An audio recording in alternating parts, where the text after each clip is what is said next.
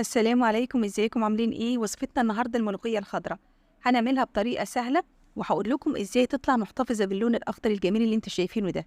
بس قبل ما نبدا ما تنسوش تشتركوا في القناه ولايك وشير للفيديو لو عجبكم علشان يوصل لاكبر عدد من الناس. الاول هنسمي الله علشان نعمل طبق ملوخيه زي السكر.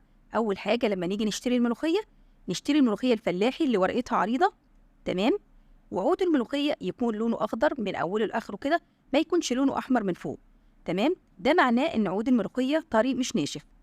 ولما نيجي نقطف الملوخيه هناخد العنقود اللي فوق ده كله على بعضه علشان ده اللي بيعمل لنا العرق للملوخيه. تمام. زي ما قلت لكم كده العود يكون لونه اخضر من اوله لاخره. ولما بنيجي نقطف الملوخيه هناخد العنقود اللي فوق ده كله على بعضه علشان ده اللي بيعمل لنا احلى عرق للملوخيه. تمام. طبعا لازم نغسل الملوخيه كويس جدا. انا بحب اغسل الملوخيه وهي عدال.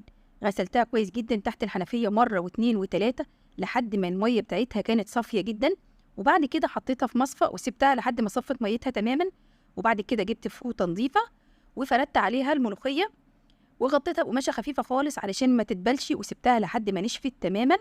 وبقت معانا بالشكل الحلو اللي انتوا شايفينه ده. تمام. شايفين ناشفه تماما ما فيهاش ولا نقطه ميه. وهو ده المطلوب. ودي كل كميه الملوخيه اللي أنا قطفتها قبل التصوير. تمام. حلو قوي كده. ومحضره معايا كمان قرنين فلفل رومي غسلتهم كويس جدا وشلت القلب بتاعهم علشان دول هفرمهم مع الملوخيه دلوقتي. وفي الكبه بقى هبدا افرم الملوخيه. لو حابين تخرطوها بمخرطه الملوخيه العاديه مفيش مشكله خالص. تمام. لكن انا هفرمها النهارده في الكبه. ومن الاول خالص كده هحط الفلفل علشان يتفرم كويس مع الملوخيه. تمام. الفلفل يا جماعه اساسي مع الملوخيه. انا بشوف ناس كتير ما بيضيفوش فلفل على الملوخيه، ده معرفش ازاي. ده الفلفل ده اساسي. بيفرق كتير في طعم الملوخيه وفي لونها كمان. تمام. ولو هتخرطوا الملوخيه بالمخرطه العاديه هتخرطوا الفلفل معاها من الاول.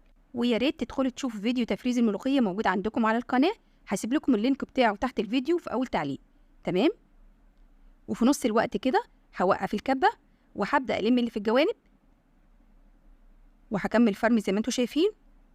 تمام. خلاص الملوخيه اتفرمت وبقت جاهزه معانا. ما نحاولش ننعمها اكتر من كده. وهنكمل فرم الملوخيه بنفس الطريقه. تمام. ودي كل كميه الملوخيه بعد ما اتفرمت. ما نحاولش ننعمها اكتر من كده علشان ما تسقطش مننا في الحله وعلشان نحس بطعم الملوخيه. تمام. وهنا معايا شوربه بتغلي على النار. جبت بوله وهاخد شويه من الشوربه وهركنهم على جنب.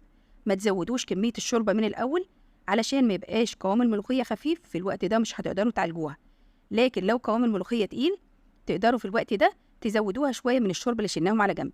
تمام. والكلام ده خاصه للبنات الصغيرين اللي اول مره يدخلوا المطبخ.